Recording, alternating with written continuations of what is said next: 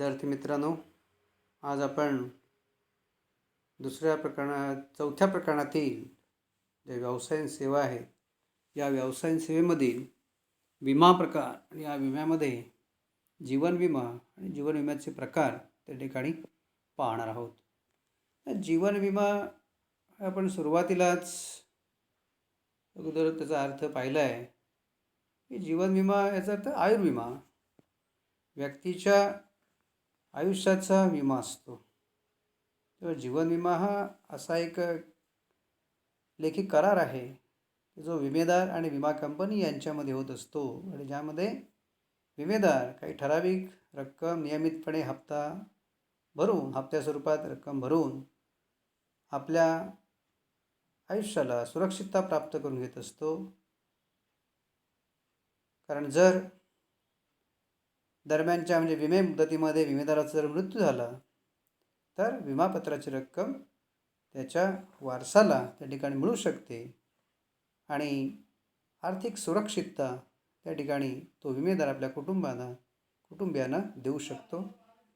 किंवा जर विमेदार हयात असेल तर विमेदाराला विमा हप्त्या स्वरूपात भरलेली जी काही रक्कम असते ही रक्कम त्याला बचतीच्या स्वरूपात उतार वयामध्ये उपलब्ध होऊ शकते. तर जीवन विमा हा विशिष्ट मुदतीसाठी काढलेला असतो आणि विम्याची मुदत संपल्यानंतर विमेदाराला किंवा विमे मुदतीमध्ये विमेदाराचा जर मृत्यू झाला तर त्याच्या कायदेशीर जो वारस आहे किंवा ज्याच्या नावे नामनिर्देशन किंवा नॉमिनेशन केलेलं आहे त्याला ती रक्कम विमा कंपनीकडून परत मिळत असते. त्या संदर्भात जीवन विम्याचे प्रकार 5 मार्काला किंवा 4 मार्काला प्रश्न येऊ शकतो. यामध्ये पहिला प्रकार सांगता येतो होल लाईफ पॉलिसी किंवा संपूर्ण जीवन विमा. आता हा सर्वात पहिला प्रकार आहे की ज्यावेळी विमा कंपनी अस्तित्वात आली, जीवन विमा महामंडळ ज्यावेळी 1956ला कार्यरत झालं त्यावेळी ही सर्वप्रथम पॉलिसी विमा महामंडळानं काढली की ज्यामध्ये विमेदाराला हयात आजीवन, त्याला आजीवन विमापत्र असे म्हटलं असतं. जोपर्यंत विमेदार हयात आहे तोपर्यंत त्याला विम्याचा हप्ता त्या ठिकाणी भरावा लागत असतो. तर विमा हमीदाराकडून किंवा संस्थेकडून पैसे किंवा भरपाई या विमेदाराला जोपर्यंत विमेदार हयात आहे तोपर्यंत विमेदाराला या विमापत्राची कोणती रक्कम त्याला स्वतःला मिळत नाही. आणि त्यामुळं हे विमापत्र प्रामुख्याने विमेदाराच्या मृत्यूनंतर त्याच्या वारसाला आर्थिक तरतूद म्हणून उपयुक्त ठरतं. म्हणजे या विमापत्राची रक्कम ही विमेदाराच्या मृत्यूनंतरच त्याच्या कायदेशीर वारसाला दिली जात असते. ठीक आहे. आणि त्यामुळे पण या विमापत्राचा हप्ता मात्र सर्वात कमी असतो. आता यामध्ये सुद्धा काही आता विमा कंपन्यांनी किंवा आता त्याच्यामध्ये थोडा बदल झालेला आहे. हयात याचा अर्थ इथे सुद्धा काही ठराविक मुदत निश्चित केलेली आहे, 75 वर्ष किंवा 80 वर्ष. ठीक आहे. त्यानंतर दुसरा प्रकार सांगता येतो एंडॉमेंट पॉलिसी. हे विमापत्र काही ठराविक विशिष्ट कालावधीसाठी घेण्यात येत असतं. त्याची मुदत निश्चित ठरलेली असते आणि ती मुदत संपल्यानंतर या विमापत्राची रक्कम विमेदाराला स्वतःला मिळू शकते. किंवा दुर्दैवानं जर विमे मुदतीच्या आत विमेदाराचा मृत्यू जर झाला तर त्या विमापत्राची रक्कम विमेदाराच्या कायदेशीर वारसाला त्या ठिकाणी मिळत असते. तर यामध्ये प्रामुख्याने विमा हा विशिष्ट कालावधीसाठी घेतलेला असतो आणि विमाधारकाला किंवा वारसदाराला विम्याची रक्कम यामध्ये त्या विमापत्राच्या त्या मुदतीपर्यंत किंवा त्या तारखेपर्यंत जो काही या विमापत्रावरती बोनस जमा झाला असेल या बोनससह ती रक्कम विमेदाराला किंवा त्याच्या वारसाला दिली जात असते.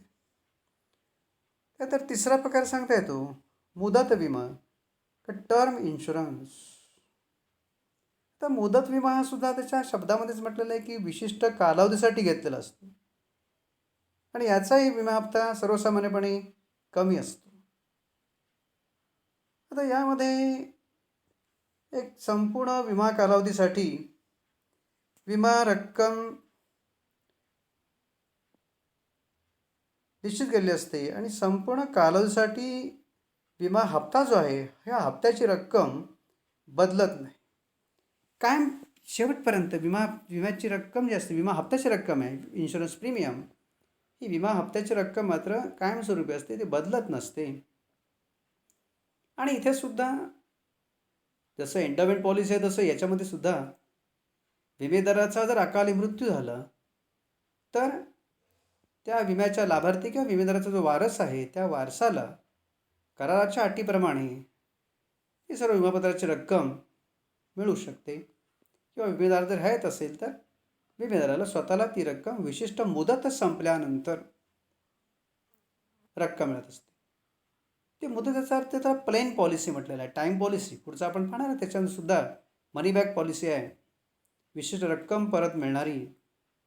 जसा मुदत विमाच आहे तो, फक्त त्यामध्ये ठराविक मुदतीनंतर रक्कम परत मिळते. इथे मात्र तसं नाही आहे. या मुदती विमामध्ये, टर्म इन्शुरन्समध्ये विम्याचा कालावधी फिक्स असतो आणि मध्ये त्या विमापत्राची रक्कम मिळत नाही. मुदत संपल्यानंतर किंवा मृत्यू झाल्यानंतर, म्हणजे विम्याच्या मुदतीपूर्वी मृत्यू झाला तर वारसाला मिळणार आहे आणि मुदत संपल्यानंतर विमेदाराला स्वतःला त्याची रक्कम मिळणार आहे. म्हणजे मध्येच रक्कम या विमापत्राची विमेदाराला मिळू शकत नाही. त्यानंतर चौथा प्रकार सांगता येतो वार्षिक ॲन्युटी प्लॅन, वार्षिक विमा. त्या ॲन्युटी त्याला म्हणतात. आता या विम्यामध्ये सुद्धा विमेदाराला काही ठराविक रक्कम एक रकमी भरता येते, काही विशिष्ट मुदतीसाठी, किंवा ठराविक रक्कम ठराविक मुदतीसाठी भरता येते, हप्त्याने भरता येते किंवा एक रकमी पण भरता येते. आणि विमाधारकाला मग ठराविक कालावधीनंतर विशिष्ट तारखेपासून, इथे प्रामुख्याने ठराविक कालावधी याचा अर्थ आफ्टर इज रिटायरमेंट, विमाधारकाला ठराविक कालावधीनंतर विशिष्ट तारखेपासून संपूर्ण आयुष्यासाठी, जोपर्यंत तो विमेदार हयात आहे तोपर्यंत त्याला दर महिन्याला ठराविक रक्कम विमा कंपनीकडून नियमितपणे मिळत असते. संपूर्ण आयुष्यासाठी किंवा निश्चित वर्षासाठी रकमेची परतफेड त्या ठिकाणी मिळत असते, की ज्यामुळं विमेदाराला भविष्यामध्ये एक निवृत्ती वेतनासारखा तो फायदा त्या ठिकाणी करून घेता येईल. म्हणजे भविष्यामध्ये तो स्वावलंबी राहावा या दृष्टीनं ॲन्युटी प्लॅन हा सुद्धा जीवन विम्याचा एक प्रकार आहे. यामध्ये ठराविक रक्कम एक रकमी भरू शकतो किंवा हप्त्याने पण त्या ठिकाणी विमेदाराने जरी पैसे भरले तरी पण चालू शकतात. आणि ठराविक मुदतीनंतर या विमापत्राची रक्कम विमेदाराला स्वतःला ठराविक मुदतीपर्यंत किंवा शेवटपर्यंत संपूर्ण आयुष्यासाठी रक्कम त्या ठिकाणी त्याला मिळत असते. तर मगाशी म्हणत तसं पैसे परतफेड म्हटलं आहे. पैसे परतफेडाचा अर्थ मनी बॅक पॉलिसी. विशिष्ट कालावधीनंतर विमेदाराला विमा पॉलिसीच्या विशिष्ट टक्के रक्कम परत मिळते. म्हणजे मुदती विम्यामध्ये आपण काय म्हटलं होतं की विमापत्राची सर्व रक्कम मुदत संपल्यानंतर, विमापत्राची रक्कम मुदत संपल्यानंतर विमेदाराला मिळते. परंतु आत्ताच्या कालावधीमध्ये आपण जर पाहिलं तर विमेदाराला काही ठराविक वर्षानंतर सुद्धा पैसे जर परत मिळाले तर ते अधिक हवे असतात. कारण शेवटी अगोदर पैसा मिळणं आणि नंतर पैसा मिळणं याच्यामध्ये पैशाची व्हॅल्यू जी आहे ही पैशाची व्हॅल्यू हळूहळू पुढे कमी होते. म्हणजे 5 वर्षांतर मिळाले 20,000 आणि 20 वर्षांतर मिळालेले 20,000 याच्यामध्ये खूप फरक आहे. आणि म्हणून मनी बॅक पॉलिसी म्हणजे पैसा परतफेड विमा जो आहे अशा प्रकारचं विमापत्र घेणं याचं प्रमाण आज प्रामुख्याने जास्त आपल्याला आढळतं. कारण या विम्यामध्ये विम्याच्या कालावधीच्या एकूण विम्याच्या रकमेची निश्चित टक्केवारी, उदाहरण समजा 1 लाख रुपये किमतीचा आपण विमा 20 वर्षासाठी उतरवलेला आहे. 1 लाख रुपये किमतीचा विमा आपण 20 वर्षासाठी उतरवलेला असेल तर प्रत्येक 5 वर्षांनी किंवा प्रत्येक 4 वर्षांनी विमापत्राची 15% किंवा 20% अशी रक्कम विमेदाराला मिळत जात असते. त्याला संपूर्ण मुदत संपल्यानंतर पैसे मिळत नाहीत. आपलं 12 वर्ष, 15 वर्ष, 20 वर्ष किंवा 25 वर्ष कसंही त्या ठिकाणी होऊ शकतं. याच्यामध्ये अनेक प्रकार आहेत. मनी बॅक पॉलिसीमध्ये LIC का इतर अन्य ज्या खाजगी जीवन विमा कंपन्या आहेत त्याने अनेक प्रकारच्या विमा योजना त्या ठिकाणी आणलेल्या आहेत की ज्याद्वारे विमेदाराला विम्याची मुदत संपेपर्यंत पैशाची वाट बघावी लागत नाही, तर विमा पॉलिसी सुरू झाल्यानंतर 3 वर्ष 5 वर्ष 10 वर्ष अशा प्रत्येक त्या टप्प्यावरती त्याला ती रक्कम त्या ठिकाणी मिळत असते. आणि विमा कालावधी दरम्यान जर समजा विमेधारकाचा मृत्यू झाला, विमा कालावधी दरम्यान विमेधारकाचा जर मृत्यू झाला तर कुटुंबातील अवलंबिताला, त्या लाभार्थीला किंवा त्याच्या वारसाला अशा वेळी या विमापत्राची पूर्ण रक्कम, म्हणजे अगोदर विमेदाराला किती रक्कम दिलेली आहे याचा विचार न करता लाभार्थीनं विमापत्राच्या संपूर्ण रकमेएवढी विमापत्राची रक्कम दिली जात असते. अर्थात त्यामुळं इथं मात्र थोडा विमा हप्त्याचा दर जो आहे हा विमा हप्त्याचा दर थोडा तुलनेनं जास्त असतो. त्यानंतरचा पुढचा प्रकार सांगता येतो चाइल्ड इन्शुरन्स किंवा बालविमा.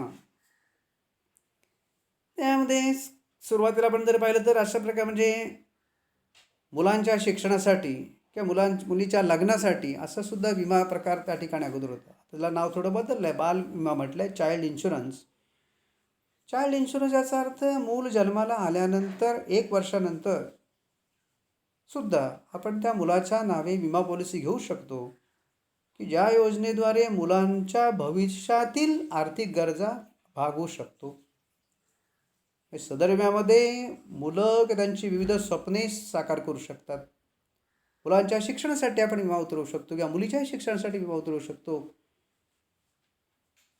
आणि त्यासाठीची तरतूद त्याच्या जन्मापासूनच करून घेऊ शकतो. पण अशा प्रकारसुद्धा एक जीवन विमा हा नवीन प्रकार त्या ठिकाणी आलेला आहे. आणि इथेही लक्षात घ्या की जर समजा सदर योजनेअंतर्गत विमाधारक मुलांच्या जन्मापासून गुंतवणूक सुरू करू शकतो आणि मूल लहान सज्ञान झाल्यानंतर त्याच्या बचतीमधून ठराविक रक्कम त्या मुलाला काढण्याची मुभा असते की त्या मुलाच्या खात्याला ते पैसे जमा होत असतात. आणि यामध्ये लक्षात घ्या की जर दुर्दैवानं विमेदाराचा जर मृत्यू झाला, जे मुलाच्या विमापत्र उतरवलेलं आहे आणि विमेदाराचा मृत्यू झाला, तर अशा वेळी विमेदाराला या विमापत्रावरती कोणताही विमा हप्ता भरावा लागत नाही. आणि ज्यावेळी ते मूल सज्ञान होईल, ज्यावेळी त्या मुलाला पैशाची गरज लागेल, त्यावेळी ती रक्कम त्याच्या मुलाला विमा कंपनी त्या ठिकाणी देत असते. त्यानंतरचा पुढचा प्रकार आहे रिटायर्ड प्लॅन, सेवानिवृत्ती विमा योजना. सदर विमा योजना ही बचतीची आणि गुंतवणुकीची विमाधारकाला निवृत्तीनंतर किंवा निवृत्तीवेळी संधी देते. आता इथे थोडक्यात लक्षात घ्या की त्या प्रामुख्याने ज्यावेळी विमेदार रिटायर्ड होतो त्यावेळी त्याला जी काही रक्कम मिळते, ते प्रॉव्हिडंट फंड असेल, ग्रॅज्युटी असेल, ही सर्व रक्कम गुंतवणूक म्हणून जीवन विमा कंपनीकडे तो ठेवू शकतो आणि तेवढ्या रकमेची पॉलिसी तो उतरवू शकतो. आणि विमा कंपनी मग काय करते की ती जी काही रक्कम आहे, म्हणजे विमापत्राची जी रक्कम आहे त्या रकमेचा विचार करून त्या विमेदाराला हयात याचा अर्थ तो विमेदार जोपर्यंत जिवंत आहे तोपर्यंत त्याला दर महिन्याला ठराविक रक्कम पेन्शनच्या स्वरूपामध्ये दिलं जात असतं. आणि म्हणून या योजनेला सेवानिवृत्ती विमा योजना असं म्हटलं जात असतं. म्हणजे कालावधी संपण्यादरम्यान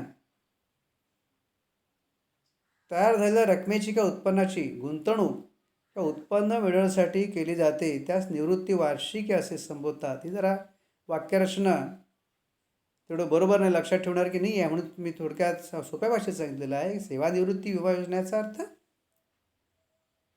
प्रामुख्याने कोणती व्यक्ती रिटायर झाल्यानंतर जे काय त्याला एक रक्कम मिळते तेवढे सर्व रक्कम विमा कंपनीकडे देऊन तेवढ्या रकमेची विमा पॉलिसी उतरवली जाते. आणि मग विमा कंपनी काय करते की त्याला त्या रकमेच्या प्रमाणात त्यावेळेचा व्याजाचा दर आणि रकमेच्या प्रमाणामध्ये जी काही ठराविक रक्कम येईल तेवढी रक्कम त्याला दर महिन्याला सेवानिवृत्ती वेतन म्हणून त्या ठिकाणी दिलं जात असतं. आणि विमेदाराच्या मृत्यूपश्चात विमापत्राची सर्वच्या सर्व जी रक्कम आहे ही सर्व रक्कम विमेदाराच्या वारसाला दिली जात असते.